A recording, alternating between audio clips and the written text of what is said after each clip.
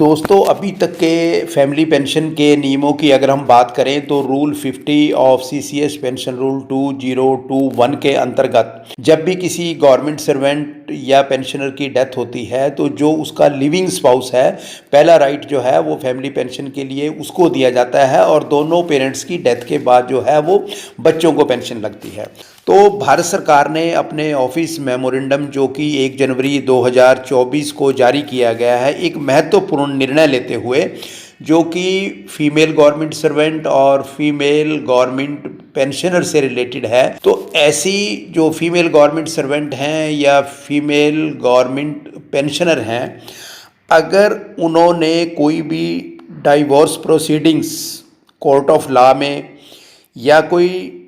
Domestic violence act, dowry prohibition act या IPC के अंतर्गत कोई भी केस अगर फाइल कर रखा है तो ऐसी जो फीमेल गवर्नमेंट सर्वेंट हैं, फीमेल गवर्नमेंट पेंशनर हैं, वो अपने हेड ऑफ द ऑफिस को राइटिंग में एक रिक्वेस्ट दे सकती हैं कि अगर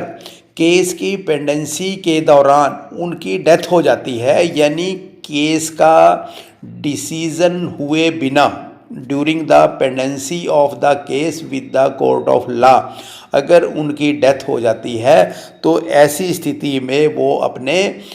बच्चे को फैमिली पेंशन के लिए नॉमिनेट कर सकती हैं। तो ऐसी स्थिति में दोस्तों केस टू केस बेसिस पे भारत सरकार के द्वारा कैसे निर्णय लिया जाएगा उसकी जो चर्चा है वो हम विस्तार से करेंगे। पहले केस में दोस्तों अगर फीमेल गवर्नमेंट सर्वेंट की डेथ के वक्त उसके हस्बैंड हैं और उसका जो है कोई भी बच्चा वो फैमिली पेंशन के लिए एलिजिबल नहीं है, तो ऐसे केस में जो फैमिली पेंशन है, जो विडोर है, जो हस्बैंड है, वो उसको पेंशन वो लगेगी, क्योंकि ऐसे केस में उसका कोई जो फैमिली पेंशन के लिए एलिजिबल चाइल्ड नहीं है। अब दूसरी स्थिति में दोस्तों अगर हस्बैंड है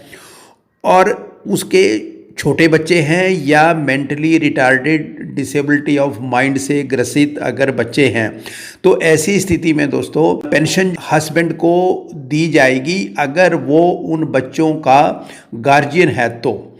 अगर वो उन बच्चों का गार्जियन नहीं है तो ऐसी स्थिति में जो भी गार्डियन है बच्चों का, जिसकी गार्डियनशिप बच्चों को मिली है, उस गार्डियन को फैमिली पेंशन की पेमेंट की जाएगी। लेकिन जैसे ही वो बच्चे मेजॉरिटी की एज में आएंगे और अभी भी अगर वो फैमिली पेंशन के लिए एलिजिबल हैं तो फैमिली पेंशन उन बच्चों को डायरेक्टली पे कर दी जाएगी। अब तीसरी स्थिति में क्या है कि अगर फैमिली पेंशनर का हस्बैंड है जो विडोर है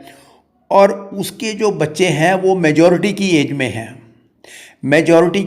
हैं, लेकिन वो फैमिली पेंशन के लिए एलिजिबल हैं, तो इस केस में फैमिली पेंशन जो उसका हस्बैंड है जो विडोर है उसको पेंशन नहीं लगेगी। फैमिली पेंशन जो है वो डायरेक्टली, क्योंकि बच्चे मेजॉरिटी की एज में हैं तो इसलिए फैमिली पेंशन जो है वो